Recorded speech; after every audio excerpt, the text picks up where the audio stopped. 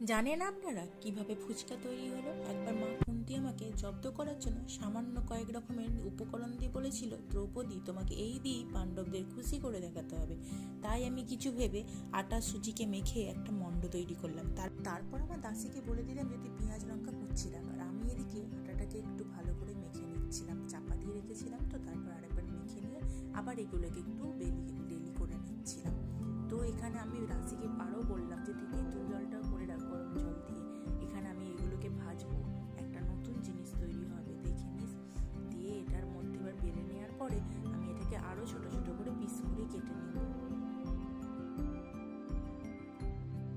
কাজ করার মাঝে মাঝে আমি আমার দাসের সঙ্গে একটু একটু গল্প করছিলাম, এতে মন ভালো থাকবে সেই জন্য। এরপরে আমি বেশ কিছু আলু সিদ্ধ করে নিলাম, আর তারপরে আলুগুলো সিদ্ধ করে একটা পাত্রে আমি তুলে রাখলাম। আর সেই আলুগুলো তুলে রাখার পরে আমি আলুটাকে ভালো করে মাখিয়ে নিলাম। আর মাখানোর পরে আমি এর সাথে আমি কিছু পেঁয়াজ আর কাঁচা লঙ্কা, যেটা দাসিকে কুচাতে বলেছিলাম, দিয়ে সেটা দিয়েও মাখিয়ে নিলাম। আর এরপরে বেলে রাখা লুচিগুলোকে আমি ভালো করে শক্ত করে ভেজে নিলাম। ভাজতে ভাজতে আমার মনে হচ্ছিল এটার নাম কি দেওয়া যায়, তখনই মাথাতে এলো এটাকে ফুচকা বলা যায়। তো এটার সঙ্গে ভেতরে আমি আলু দিয়ে পাণ্ডবদেরকে খেতে দিলাম। পাণ্ডবরা ভীষণ প্রশংসা করলো, আর কুন্তী মায়ের কাছে এবারের মতো